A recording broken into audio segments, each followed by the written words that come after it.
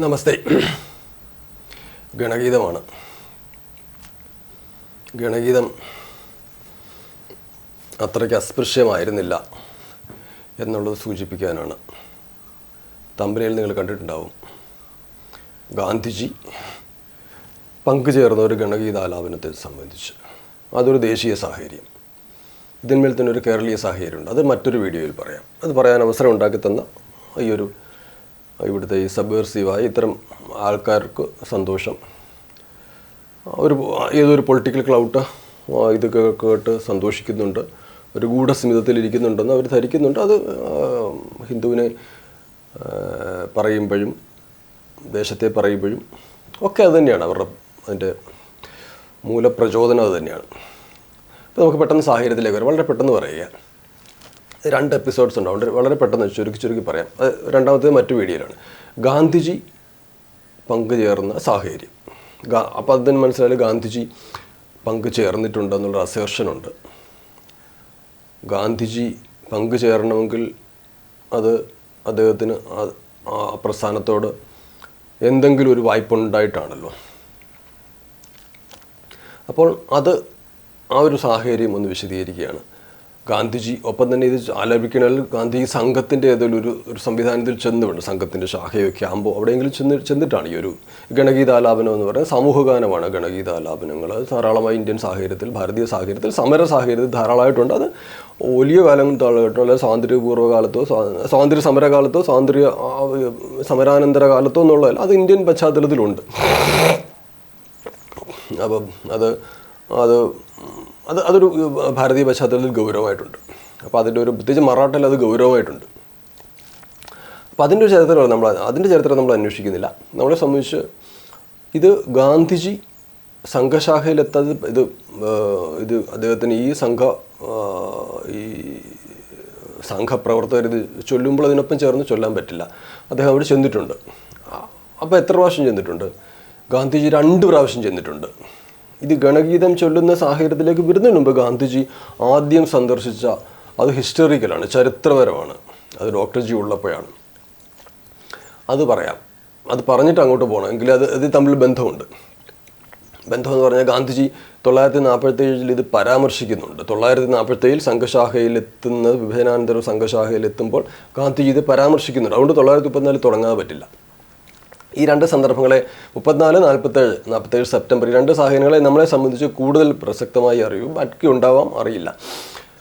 എന്നാലും ഡോക്ടർ ജിയുമായിട്ടും ഗുരുജിയുമായിട്ടും ഗാന്ധിജി കണ്ടിട്ടുണ്ട്, ഗൗരവമായി കണ്ടിട്ടുണ്ട്. അപ്പോൾ ഈ സാഹചര്യം ഞാനത് ഏകദേശം ഇതിൻ്റെ ഒരു കുതൂഹലം ഞാൻ കളഞ്ഞു കഴിഞ്ഞു.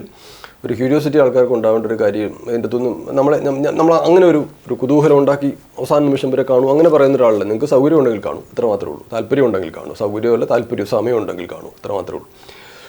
അത് അവജ്ഞ കൊണ്ട് പറയുന്നതല്ല. അതൊരു ഗൗരവമായൊരു പ്രതിജ്ഞയാണ് അക്കാര്യത്തിൽ. നമ്മളിത് സബ്സ്ക്രൈബ് ചെയ്യാനൊന്നും പറയുന്ന ഒരാളല്ല. താല്പര്യമുണ്ടെങ്കിൽ മാത്രം കാണുക, താല്പര്യമുണ്ടെങ്കിൽ മുമ്പോട്ട് പോവുക, ഇല്ലെങ്കിൽ പിരിഞ്ഞു പോവുക, അത്ര മാത്രമേ ഉള്ളൂ ഇതിൻ്റെ അകത്ത്. പക്ഷേ ഇത് ഗൗരവമായ വിഷയമാണ്.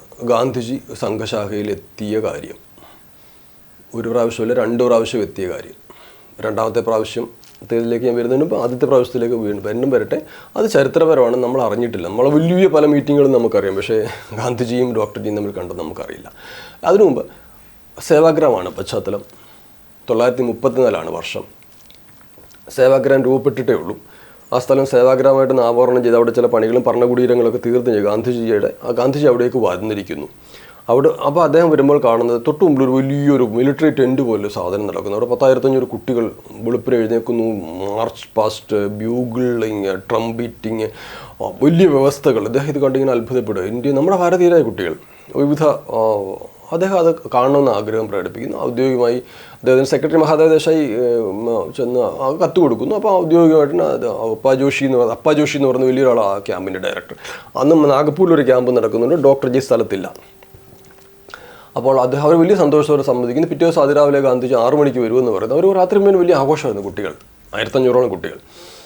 അവർ വലിയ ആഘോഷത്തിലായിരുന്നു. അപ്പോൾ അതിരാവിലെ ഗാന്ധിജി കൃത്യതയുടെ ആളാണ്. 6 മണിക്ക് എത്തുമ്പോൾ വളരെ ചിട്ടയുടെ കാര്യങ്ങൾ. അത് അവരുടെ ചിട്ട. അദ്ദേഹം തൊട്ടടുത്ത് റോഡിന് അല്ലെ ഒരു മൈതാനത്തിന് അപ്പുറം ഇപ്പുറമാണ്. തൊട്ടടുത്ത് നിന്ന് ഗാന്ധിജി കണ്ടുകൊണ്ടിരിക്കുകയാണ്. അപ്പോൾ അതിനകത്തേക്ക് പ്രവേശിക്കുമ്പോൾ അദ്ദേഹം അതിൽ കൂടുതൽ അത്ഭുതപ്പെടുത്തി. ഒന്ന്, അദ്ദേഹത്തിന് ഇവരുടെ ഒരു അച്ചടക്കം, വൃത്തി, ചിട്ട, വ്യവസ്ഥ എന്ന് പറയുന്ന സംഘത്തിൻ്റെ ഒരു സാധനം അത് അന്നേ ഉണ്ട്. ഞാനൊരു സംഘം ഉണ്ടായിട്ട് 9 വർഷമായിട്ടുള്ളൂ. അന്ന് തന്നെ സംഘം അത്രമേൽ വളർന്നിരിക്കുന്നു. ഈ വരമ്പൂജി ഡോക്ടർ ജി ഉള്ളപ്പോൾ തന്നെ അത്രമേൽ വളർന്നിരിക്കുന്നു 9 വർഷം കൊണ്ട്. ഇത് തന്നെ 1500 കുട്ടികളുണ്ട് ഓർത്തോണം. ഇത് അപ്പം തന്നെ ഇവരുടെ ജാതി ഇല്ലായ്മ, ഞാൻ സർനെയിം ഇല്ലെന്ന് ഞാൻ പറയുന്നില്ല, ഇവർക്കെല്ലാം അന്ന് സർനെയിമൊക്കെ സൂക്ഷിക്കുന്നുണ്ട്, പക്ഷേ ജാതി ഇല്ലായ്മ അങ്ങൊരു ഈ ഹിന്ദിയിലെ ഒരു അദ്ദേഹം അത്തരത്തിലുള്ള പ്രവർത്തനത്തിന് അദ്ദേഹം നടക്കുന്ന കാലം നമുക്ക് വൈക്കം സത്യാഗ്രഹമൊക്കെ ഓർത്താൽ മതി. 25-36 നമുക്ക് ഈ ക്ഷേത്രപ്രവേശനം അതുമായിട്ട് ബന്ധപ്പെട്ട ആ ഒരു കാലയളവ് ഓർത്ത് 34 കാലം. ഗാന്ധി ഇത് അത്ഭുതപ്പെട്ട് 1.5 മണിക്കൂറോടെ ചെലവഴിച്ചത് കണ്ടിട്ട് അദ്ദേഹത്തിന് ഇവരുടെ ഈ അടുക്കള വ്യവസ്ഥ, ടോയ്ലറ്റ്, മൊത്തത്തിലുള്ള പോഡിയം, അവരുടെ ഈ ദിനം പ്രതിയുള്ള ഷെഡ്യൂളുകളെ ചെയ്തിരിക്കുന്നത് അതെല്ലാം കൂടെ അദ്ദേഹത്തെ അത്ഭുതപ്പെടുത്തി. അത് കഴിഞ്ഞ് അദ്ദേഹം പറയുന്നത് ആരാണ് സ്ഥാപിച്ചതെന്ന് വെച്ചപ്പോൾ ഡോക്ടർ അദ്ദേഹം ഫോട്ടോ കാണിക്കുന്നു. ഡോക്ടർ ജിയുടെ അദ്ദേഹത്തെ എനിക്ക് കാണണമെന്ന് ആവശ്യപ്പെടുന്നു, അത്ഭുതത്തോടെ ആവശ്യപ്പെടുന്നത്, വിസ്മയത്തോടെയാണ് ആവശ്യപ്പെടുന്നത്. പിറ്റേ ദിവസം ഗാന്ധി മടങ്ങിപ്പോയി. പിറ്റേ ദിവസം ഡോക്ടർ ജി വരുമ്പോൾ എല്ലാവരും ഇത് അത്ഭുതത്തോടെ സന്തോഷത്തോടെ പറയുന്നു. ഡോക്ടർക്കും വലിയ സന്തോഷം. പക്ഷേ ഡോക്ടർ ഇതൊന്നും വലുതായിട്ട് പ്രകടിപ്പിക്കുന്ന ആളല്ല. ഡോക്ടർ ജി അദ്ദേഹത്തിൻ്റെ അടുത്തേക്ക് പോയി. അവർ നമ്മൾ 1 മണിക്കൂർ സംസാരിച്ചു. അത് ഹിസ്റ്റോറിക്കലാണ്, അതാണ് ചരിത്രപരം. അതിൻ്റെ അകത്ത് ഒത്തിരി കാര്യങ്ങളുണ്ട്. എന്തായാലും അത് വിശദമായി രേഖപ്പെടുത്തിയിട്ടുണ്ട്. പാൽക്കർജി അദ്ദേഹത്തിൻ്റെ ജീവചരിത്രകാരനായ ഔദ്യോഗിക ജീവചരിത്രകാരനായ 1961 ഇറങ്ങിയ അദ്ദേഹത്തിൻ്റെ പാൽക്കർജിയുടെ പുസ്തകം തൊട്ട് പിന്നീട് എല്ലാ പുസ്തകങ്ങളിലും ഡോക്ടർ ജിയെ സംബന്ധിച്ച് റീപ്രൊഡ്യൂസ് ചെയ്തിട്ടുള്ളതാണ്. അതിൻ്റെ ട്രാൻസ്ക്രിപ്റ്റ് ലഭ്യമാണ്. അത് വേണമെങ്കിൽ ഇടതുമാർക്ക് പറയാം ഇത് സംഘസാഹിത്യമാണ്, നിങ്ങൾക്ക് വേണേൽ ഹേജിയോഗ്രഫിയാണ്, കൃത്യമാണ്, നിങ്ങളുടെ സൗകര്യമുള്ളതൊക്കെ പറഞ്ഞുകൊണ്ടിരുന്നുള്ളൂ. ഇത് കൃത്യമായി നടന്നിരിക്കുന്നു. അതിൽ ഗാന്ധി എടുത്തെടുത്ത് ചോദിക്കുന്നത് ഇതെങ്ങനെ നടക്കുന്നു, ഇത് എങ്ങനെ ചിട്ടപ്പടി നടക്കുന്നത്, ഇതിൻ്റെ പൈസ എവിടെ, ഇതെല്ലാം ഈ ഗുരുദക്ഷിണ വഴിയാണെന്നൊക്കെയാണ് ഗാന്ധി അത്ഭുതപ്പെടുക. അപ്പോൾ ഇതിന് എങ്ങനെ വളരെ ലളിതമായി ഇത് ചെയ്യുന്നു, എങ്ങനെ ഈ 2 രൂപ 3 രൂപ 2 അണയ്ക്കും 3 അണയ്ക്കൊക്കെ ചില ഭക്ഷണം കൊടുക്കും, ഇതൊക്കെ എങ്ങനെ സാധിക്കും? അപ്പോൾ അതിൻ്റെ ഒരു ലളിതമായ പദ്ധതി പറഞ്ഞു. ഞങ്ങൾ ഈ സ്വയം സേവകരാണ്, ഇതിൽ നേതാക്കറില്ല, അതുകൊണ്ട് തന്നെ നേതാക്കളുടെ ഒരു പാരഫർണയിൽ ഞങ്ങൾക്ക് കീപ്പ് ചെയ്യേണ്ടതില്ല. ഞങ്ങൾ ലളിതമായി ചുരുങ്ങിയ കാര്യത്തിൽ അങ്ങയുടെ ഭരണകുടിയെപ്പറ്റി ആ കൂട്ടത്തിൽ അങ്ങയുടെ എതിരെയുള്ള ഭരണകുടി വലിയ ഭരണകുടി എന്നാണ് പേരെങ്കിലും അത് വളരെ പലേഷ്യസാണ്. ആ സിസ്റ്റം മൊത്തത്തിൽ അത് ഭയങ്കര ചിലവുള്ളതാണ്. ഞങ്ങൾക്ക് ഇത്രയും ആവശ്യങ്ങളില്ല, ലഘുവാണ്. ഈ ലഘുത്വം അദ്ദേഹം പറയുന്നുണ്ട്, ഭാരമില്ലാതെ രാഷ്ട്രം എന്നുള്ള. അത് ഗാന്ധിജിയെ കുറ്റപ്പെടുത്തുകയല്ല, അത് അദ്ദേഹത്തിൻ്റെ കൂടുതലുള്ളവരും പറയുന്നുണ്ട്. അദ്ദേഹം ഇതിന് മറുപടി ഇത്തരം കാര്യങ്ങൾ അദ്ദേഹത്തിൻ്റെ കൂടുതലുള്ളവർ പറയുന്നുണ്ട്. അത് കഴിഞ്ഞപ്പോൾ തന്നെ അദ്ദേഹത്തിന് ഇത് ഗുരുദക്ഷിണ വഴിയുള്ള സമാഹരണത്തെ പറ്റി പറഞ്ഞു. അപ്പം തന്നെ അദ്ദേഹം എടുത്ത് ചോദിക്കുന്ന ഒരു കാര്യം, അങ്ങ് ഡോക്ടറല്ലേ അങ്ങ് പ്രാക്ടീസ് ചെയ്തിട്ടുണ്ട്. അപ്പോൾ അത് ഡോക്ടറാണെന്ന് അറിഞ്ഞില്ല, പ്രാക്ടീസ് ചെയ്തില്ല, ഞാനിത് സമർപ്പിതനാണ്. അതും അദ്ദേഹത്തെ വീണ്ടും അത്ഭുതപ്പെടുത്തി. അന്നത്തെ ഒരു ലൈസൻഷ്യേറ്റ് ഡോക്ടർ, ചെറിയ കാര്യമല്ല. അന്ന് നാഗപ്പൂർ പ്രൊവിൻസിൽ 75 ഡോക്ടർമാരേ ഉള്ളൂ. ഇദ്ദേഹത്തിൻ്റെ ഗുരുവായ ഡോക്ടർ മൂഞ്ചയ്ക്ക് 2 ക്ലിനിക്കുണ്ട്. അദ്ദേഹത്തിന് വേണേൽ അങ്ങനെ പോകാമായിരുന്നു, അങ്ങനെ വേണേൽ അദ്ദേഹത്തിന് പോകാൻ. അദ്ദേഹം പ്രാക്ടീസ് ചെയ്തിട്ടില്ല ആ അർത്ഥത്തിൽ ഞാൻ പറഞ്ഞ അദ്ദേഹം. പക്ഷേ അതിനുശേഷം അദ്ദേഹം ചോദിക്കുന്നുണ്ട്, അദ്ദേഹം അത് മനസ്സിലാക്കുന്നു ഡോക്ടർ ജി കോൺഗ്രസ്സുകാരനാണെന്നുള്ളത്. അന്നും കോൺഗ്രസ്സുകാരനാണ് ഒരർത്ഥത്തിൽ. അപ്പോൾ അദ്ദേഹം ചോദിക്കുന്നത് ഇത് എന്തുകൊണ്ടിത് അവിടെയാണ് ഞാൻ അസ്പൃശ്യത ഇല്ല എന്ന് കാണിക്കുന്നത്. ഗാന്ധിജി ചോദിക്കുക, അങ്ങക്ക് എന്തുകൊണ്ട് ഇത് കോൺഗ്രസ്സിനുള്ളിൽ തുടങ്ങിക്കൂടാ എന്ന്. ഞാൻ പറഞ്ഞ സേവാദൾ കോൺഗ്രസ്സിൽ എന്തുകൊണ്ട് തുടങ്ങിക്കൂടായിരുന്നു? അദ്ദേഹം ഗാന്ധി ചോദിക്കുക, പ്രിയപ്പെട്ടവരെ മലയാളമേ, ഗാന്ധി ചോദിക്കുക, അങ്ങക്ക് എന്തുകൊണ്ട് ഇത് കോൺഗ്രസ്സിൽ തുടങ്ങിക്കൂടായിരുന്നു, എന്തുകൊണ്ട് അങ്ങ് പുറത്തു പോയി ചെയ്തു? അത് ഗാന്ധി ചോദിച്ചിരിക്കുന്നു. ഈ പ്രസ്ഥാനം എന്തുകൊണ്ടാണ് നമുക്കിത് അകത്ത് എന്ത് ഭംഗിയായിട്ട് ചെയ്യായിരുന്നു? നമുക്ക് ഒരുമിച്ച് പോകാമായിരുന്നില്ലേ? എന്തൊരു ഭംഗിയുള്ള പ്രസ്ഥാനമാണെന്നുള്ള അകത്ത് കിടക്കുന്നുണ്ടാകും ഡോക്ടർ ജിയോട് ചോദിക്കുന്നത്. എന്നുവെച്ചാൽ ഓഫറും കൂടിയാണത്. ഈ ഓഫറിന് വീണ്ടും പ്രസക്തിയുണ്ട്. ഞാൻ മുമ്പോട്ട് അവസാനിപ്പിക്കുമ്പോൾ ഈ ഓഫറിൻ്റെ പിൽക്കാല വേർഷൻ വേറെയുണ്ട്. അപ്പം അത് ഗാന്ധി ചോദിച്ചിരിക്കുന്നു. ഇത് 1934 ഇത് അവസാനിച്ചിരിക്കുന്നു. അത് സുഖത്തോടെയല്ല, ഡോക്ടർ ജി ഒരു അസ്വസ്ഥമായിട്ടാണ് അത് എഴുന്നേറ്റ് പോകുന്നത്. അത് പോട്ടെ, അത് നമ്മളെ സംബന്ധിച്ചത് പ്രസക്തമല്ല. റിപ്പോർട്ട് ചെയ്തിരിക്കുന്നത് അങ്ങനെയാണ്. എന്തായാലും ഗാന്ധിജി അങ്ങനെ ചോദിച്ചിരിക്കുന്നു. അതിനുള്ള മറുപടി അദ്ദേഹം പറഞ്ഞ ഞങ്ങൾ വാളണ്ടിയർഷിപ്പ് ഇവിടെ നാഗ്പൂർ സെഷനിൽ ചെയ്തിട്ടുള്ള 1200 കുട്ടികളെ ഞാൻ പരിശീലിപ്പിച്ചതാണ്. പക്ഷേ ഒരു ജോലിക്കുള്ള സംവിധാനം മാത്രമായിട്ട് കോൺഗ്രസ് തന്നെ കാണുന്നില്ല. ഒരു ഇന്നർ സ്പിരിറ്റ് ഗാന്ധിക്ക് എന്താണ് പണത്തിൻ്റെ എന്തെങ്കിലും കുറവുണ്ട്, എന്താണ് കോൺഗ്രസ് എന്ന് എന്ത് പറഞ്ഞു? അപ്പോൾ ഇല്ല, കോൺഗ്രസിൻ്റെ ഒരു ഇന്നർ സ്പിരിറ്റിലാണ് പറഞ്ഞത്. ഒരു ആന്തരികമായ ഒരു പ്രചോദനം, ഇത്തരം കാര്യങ്ങൾ, ഒരു തോന്നൽ, അത്തരം ഒരു പ്രത്യേകിച്ച് തിലകൻ മരിച്ചതിന് ശേഷം അതൊരു സാധനമില്ല. തിലകൻ ആ സമയത്തേക്ക് നാഗ്പൂർ സെഷൻ 20 തിലകൻ മരിച്ചിരിക്കുന്നു. അപ്പം ഗാന്ധിജി എമർജ് ചെയ്യുന്ന നാഗ്പൂർ സെഷനോടില്ല. അപ്പോൾ അതിൽ 30,000 പേര് പങ്കെടുത്ത ഇന്ത്യയിലെ ഏറ്റവും വലിയ കോൺഗ്രസ് സെഷൻസിലൊന്നാണ്. അതിൻ്റെ വോളണ്ടിയറിങ്, അതിൻ്റെ അടിസ്ഥാന പണി മുഴുവൻ ചെയ്ത ഡോക്ടർ ജിയെ പരിശീലിപ്പിച്ച 1200 വോളണ്ടിയർമാരാണ്. അപ്പോൾ അദ്ദേഹം പറഞ്ഞു, നിങ്ങൾക്ക് കോൺഗ്രസിന് അതേ സംബന്ധിച്ചൊരു ജോലി എടുക്കാൻ പറ്റില്ല, ഫ്രീ ആയിട്ട് പിള്ളേരെ കിട്ടുക മാത്രമേ ഉള്ളൂ, അതിനപ്പുറത്തേക്ക് കോൺഗ്രസിന് താല്പര്യമില്ല എന്ന് പറഞ്ഞാൽ അങ്ങനെ ഒരു സുഖമല്ലാതെ അവസാനിപ്പിച്ച് എഴുന്നേറ്റ് പോയൊരു സാധനം 1934 അവിടുത്തെ അവസാനിക്കുന്നു. ഇതേ കാലം 1947 വിഭജനം. അവിടെയാണ് ഞാൻ ഈ ശാഖ അദ്ദേഹം ഗണഗീതം, അവിടെ ഈ പറഞ്ഞ സ്ഥലത്ത് ഗണഗീതം ചൊല്ലിയിട്ടില്ല. അത് നമുക്കറിയില്ല. അവിടെ എന്തുണ്ടായി, അവിടെ അദ്ദേഹം ചെന്നപ്പോൾ എന്ത് സാധിച്ചു, സ്വയപ്രണാമം ചെയ്തോ പ്രാർത്ഥന ചെയ്തോ ഒന്നും നമുക്കറിയില്ല, ഒന്നും രേഖപ്പെടുത്തിയിട്ടില്ല, ആരും പറഞ്ഞിട്ടില്ല. എന്തായാലും 1947 ഞാൻ ഈ പറഞ്ഞ ഗാന്ധിജി ഇവരോടൊപ്പം ചേർന്ന് ഗണഗീതം ആലപിക്കുന്ന പശ്ചാത്തലം ഉണ്ടാകുന്നു. ഈ 47 വിഭജനാനന്തരം ഡൽഹി ഭയങ്കര പ്രതിസന്ധിയിലായി. വലിയ കൊല്ലലും കലാപം. പട്ടേലും നെഹ്റുവും കൂടെ ഗൗരവമായി ഗാന്ധിജി തിരിച്ചെത്തണമെന്ന് ആഗ്രഹിക്കുന്നു. മൗണ്ട് ബാറ്റനെ വിളിക്കുന്നു. ഗാന്ധിജി തിരിച്ചപ്പോൾ സിറ്റി ഓഫ് ഡെഡ് എന്നൊക്കെ പറയുന്ന പ്രസ്താവനയൊക്കെ അവിടെ നിന്നാണ് വരുന്നത്. വലിയ തരത്തിൽ ശവങ്ങൾ അവിടെ വിവിധ അങ്ങോട്ടും ഇങ്ങോട്ടും ഗുരുതരമായി നടക്കുന്നു. അതിൻ്റെ ഒരു ചരിത്രം വേറെയാണ്. അപ്പം അവിടെ ഗാന്ധിജി തെരുവിലേക്ക് ഇറങ്ങാൻ ആഗ്രഹിക്കും. ഗാന്ധി ചോദിക്കുന്നു, എനിക്കൊരു RSSകാരനെ കിട്ടുന്നില്ല, എനിക്കൊരു സിഖുകാരനെ പോലും കിട്ടുന്നില്ല, എനിക്ക് പുറത്തിറങ്ങാൻ. ഇവിടെ ഒരു RSSകാരനെ, ഒരു സിഖുകാരനെ എനിക്ക് പുറത്തിറങ്ങണമെന്ന് പറയും. ധൈര്യത്തിന് വേണ്ടി അദ്ദേഹം ക്ഷണിക്കുന്ന അവരെയാണ് ആ കാലത്ത്. അദ്ദേഹം പട്ടേലിൻ്റെ വിലക്കുകളുണ്ട്. ഔദ്യോഗികമായി പുറത്തിറങ്ങിയ ഗാന്ധിജി എന്താവും എന്നുള്ള പട്ടേലിന് പോയിട്ടില്ല. പക്ഷേ എങ്കിലും അദ്ദേഹം ഗാന്ധിജി പുറത്തിറങ്ങും. അദ്ദേഹം ഓരോ ക്യാമ്പുകൾ സന്ദർശിച്ചു. വാൽമീകി കോളനിയിൽ വാൽമീകി ബസ്സിൽ സംഘത്തിൻ്റെ ഈ ഏകത്രീകരണം നടക്കുക. ഏകത്രീകരണം എന്ന ഒരു ക്യാമ്പാണ്. ഒപ്പം തന്നെ റിലീഫ് ക്യാമ്പുണ്ട്, ഹിന്ദു റിലീഫ് ക്യാമ്പ് അവിടെയുണ്ട്. അവിടെ ചെല്ലുമ്പോൾ 1947 സെപ്റ്റംബർ 16 അത് റിപ്പോർട്ട് ചെയ്തിരിക്കുന്നത്. ഗാന്ധിയുടെ കംപ്ലീറ്റ് വർക്സിൽ അത് റിപ്പോർട്ട് ചെയ്തിട്ടുണ്ട്. അവിടെ ആ സ്പീച്ച് അറ്റ് RSS റാലി എന്ന് പറഞ്ഞാൽ 89-ാം വാല്യത്തിൽ 193-ാം പേജാണെന്ന് തോന്നുന്നു. അവിടെ അത് കാണാൻ കഴിയും. അവിടെ അദ്ദേഹം ചൊല്ലുന്ന സ്ഥലത്താണ് ഈ പ്രസ്തുത വിഷയം നടക്കുന്നത്, പ്രസ്തുത ആലാപനം നടക്കുന്നത്. അവിടെ കുട്ടികൾ സംഘപ്രവർത്തകർ ചൊല്ലുമ്പോൾ അദ്ദേഹം കൂടെ ചൊല്ലുന്നതായിട്ട് പറയുന്നത്. അതിന് 2 പാഠങ്ങളുണ്ട്. അല്ലെങ്കിൽ ഒന്ന് ഗാന്ധിയൻ റെക്കോർഡ്സിൽ അത് കൂടുതൽ വ്യക്തമല്ല. പക്ഷേ ആ കാലത്ത് ഹിന്ദി പത്രങ്ങൾ റിപ്പോർട്ട് ചെയ്തിട്ട് അത് ഉദ്ധരണികൾ നമുക്ക് അവിടെ വായിക്കാൻ കിട്ടും.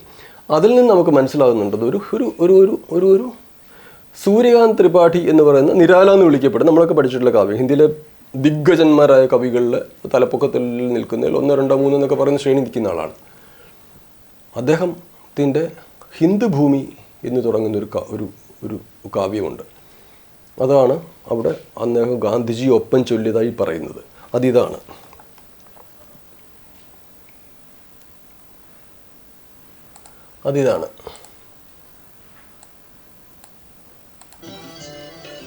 हिंदू भूमि का कण कण हो अब शक्ति का अवतार उठे, हिंदू भूमि का कण कण हो अब शक्ति का अवतार उठे, जल थल से अंबर से फिर हिंदू का जय जयकार उठे, जग जननी का जयकार उठे. ഇതാണത്. ഹിന്ദു ഭൂമി കാ കൺ കൺ ഹോ അബ് ശക്തി കാ അവതാർ ഉഠേ, ജൽഥൽ സെ അംബർ സെ ഫിർ ഹിന്ദു കാ ജയ ജയക്കാർ ഉഠേ. ഇതാണ് ഗാന്ധിജി ചൊല്ലിയിരിക്കുന്നത്. ഹിന്ദു ഭൂമി എന്ന് ഓർത്തോളൂ. ഞാൻ വീണ്ടും പറയുന്നു, നമസ്തേ സദാവത്സലേ ഹിന്ദു ഭൂമി തുടങ്ങുന്ന അതിലും ഹിന്ദു ഭൂമി വരുന്നുണ്ട്. ഞാനത് ഇതിനകത്ത് ഗ്രൂപ്പ് പ്രേയർ എന്ന് പറയുന്ന സംഘവുമായിട്ട് ബന്ധപ്പെട്ട പോർട്ടലുകളിൽ ഗ്രൂപ്പ് പ്രേയർ പറയുന്നുണ്ട്. അതാണ് ഗണഗീത. ഇതിനകത്ത് ഹിന്ദുസ്ഥാൻ എന്നൊക്കെ പറയുന്ന പത്രങ്ങൾ റിപ്പോർട്ട് ചെയ്തിട്ട് ഗ്രൂപ്പ് പ്രേയർ, അതാണ് ഗ്രൂപ്പ് പ്രേയറാണ് ഗണഗീതം. ഗണഗീതമായിട്ട് ഈ സംഘവുമായിട്ട് ബന്ധപ്പെട്ടത് റിപ്പോർട്ട് ചെയ്യുന്ന പോർട്ടലുകളാണ് അത് പറഞ്ഞിരിക്കുന്നത്. പക്ഷേ ഗാന്ധി സാഹിത്യത്തിൽ ഈ സാധനത്തെ പറഞ്ഞിരിക്കുന്നത് അതിനു മുമ്പായിട്ട് ഗാന്ധിജി 1947 ഗാന്ധിജി സെപ്റ്റംബർ 16 വിസിറ്റ് ചെയ്ത് ഞാൻ പറഞ്ഞു. അവിടെ വെച്ച് ഗാന്ധിജി പറയുന്നുണ്ട്, ഞാൻ മുമ്പ് ഇതിൻ്റെ ഫൗണ്ടറെ ഞാൻ കണ്ടിട്ടുണ്ട്, ഫൗണ്ടർ ഇരിക്കുമ്പോൾ RSS ശംഖശാഖയെ ഞാൻ പോയിട്ടുണ്ട്. അദ്ദേഹം പറയുന്നത്, അന്ന് ഞാൻ Gandhiji had been very well impressed by their discipline, complete absence of untouchability and rigorous simplicity. അവരുടെ അച്ചടക്കം കൊണ്ട് അദ്ദേഹം അത്ഭുതപ്പെട്ടിട്ടുണ്ട്. അതിനുശേഷം സംഘം വളർന്നു. Gandhiji was convinced that any organization which was inspired by the ideal of service and self-sacrifice bound to grow to strength. ഒരു പ്രസ്ഥാനം ത്യാഗവും ഈ പറഞ്ഞ പോലെ സേവന സന്നദ്ധതയും ഉയർന്ന മോട്ടീവുകൾ ലക്ഷ്യങ്ങളും ഉണ്ടെങ്കിൽ അത് വളരും.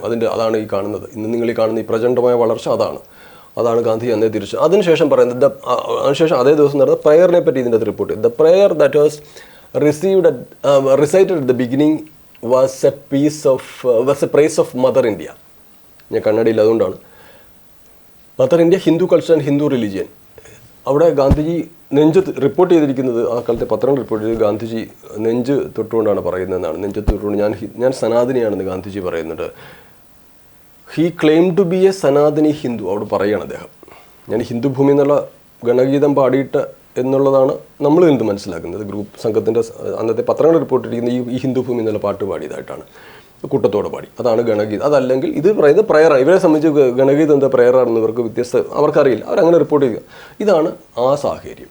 ഒരസ്പൃശ്യതയില്ലാതെ ഗാന്ധി 1947 സംഘശാഖയിൽ ചെന്ന് നിന്നിട്ട് കൃത്യമായി പാടിയിട്ടുണ്ട്, അവർക്കൊപ്പം പാടിയിട്ടുണ്ട്. അവിടെ നിന്നുകൊണ്ട് ഞാൻ സനാതനിയാണെന്ന് പറഞ്ഞിട്ടുണ്ട്. സനാതന മതത്തിൻ്റെ കൃത്യമായ വ്യാഖ്യാനം അദ്ദേഹം ഇവിടെ കൃത്യമായി കൊടുത്തിട്ടുണ്ട്. അത് ഗാന്ധിക്ക് ചെയ്യാം, നമ്മുടെ കുട്ടികൾക്കും ചെയ്യാം, നാളെ അത് കരിക്കുലത്തിലും ആവാം.